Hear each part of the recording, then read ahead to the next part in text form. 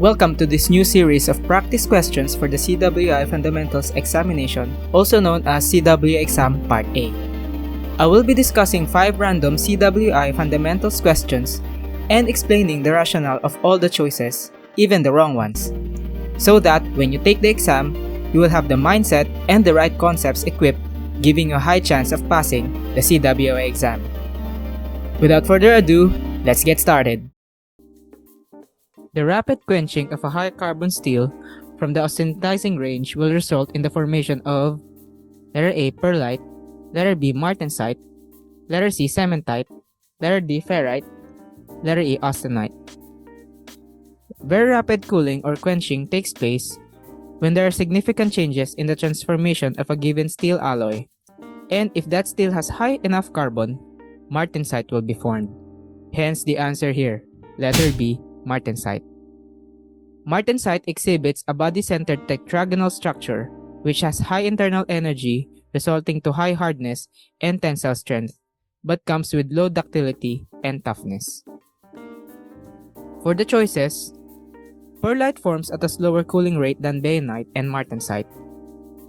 Bayanite forms at a slower cooling rate than martensite, hence with lower ductility than perlite.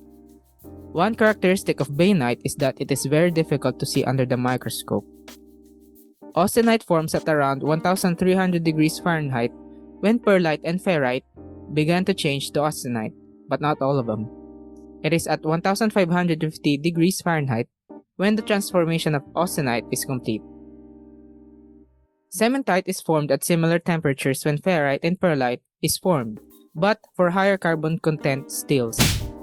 When an austenitized carbon steel is cooled to room temperature, an increase in the cooling rate will result in letter A. Increase in hardness and decrease in ductility, letter B. An increase in tensile strength and a decrease in hardness, letter C. A decrease in tensile strength and an increase in hardness, letter D. An increase in ductility and a decrease in hardness, letter E. A decrease in hardness and an increase in ductility.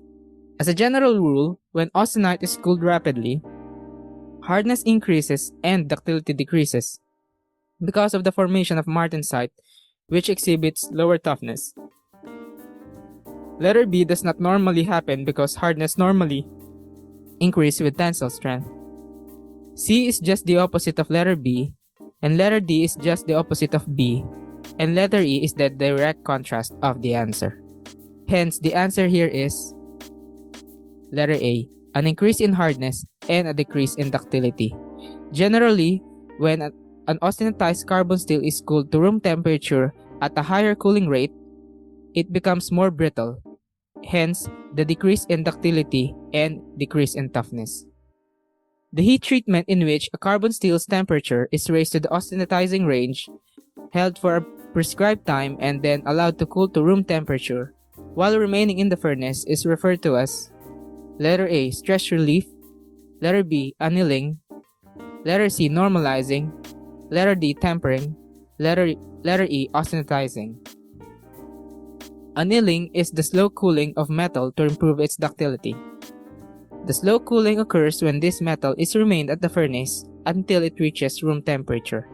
Hence, the answer here is letter B. Annealing. For the choices, stress relief is the general process of removing residual stress after welding, and the other choices refer to other heat treatment processes aside from austenitizing, which is the process of formation of austenite at different temperatures depending on the material composition. Which of the following is least affected by the surface finish of the specimen? Letter A. Tensile strength, letter B. Fatigue strength, letter C. Impact strength, letter D. Neat break test, letter E. Macro etch. All of the material properties mentioned in the choices are affected by surface finish, and imperfections in the metal can cause stress concentrations that can affect tensile strength. Surface finish is one of the factors considered in the calculation of endurance strength or fatigue strength.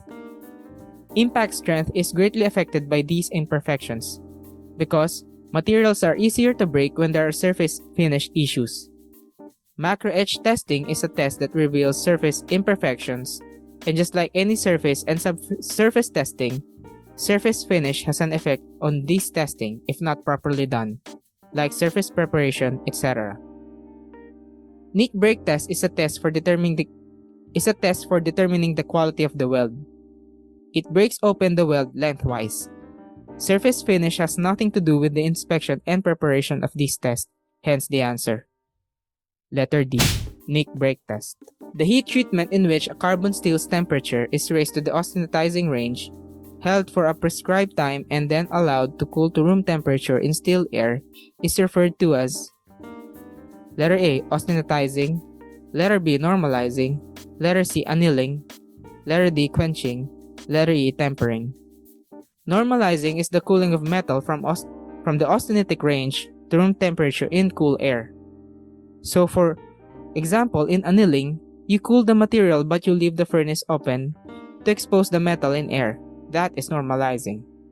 Austenitizing is the process of formation of austenite at different temperatures, depending on the material composition. Quenching is the rapid cooling of metal by form of oil or liquid bath, increasing the material's hardness. Annealing is the slow cooling of metal to room temperature, and tempering is increasing the material's toughness after quenching. Hence, the answer here is letter B, normalizing. If you have questions, do not forget to comment down below and also like this video as it will help the algorithm find like-minded viewers like you who are looking guides for the CWI exam. And if you want more of these kinds of videos, I have tutorials on CWI practice questions, writing welding documents, and many more. Click these playlists right here. Do not forget to subscribe and turn in the notification bell for the latest videos. See you on the next one.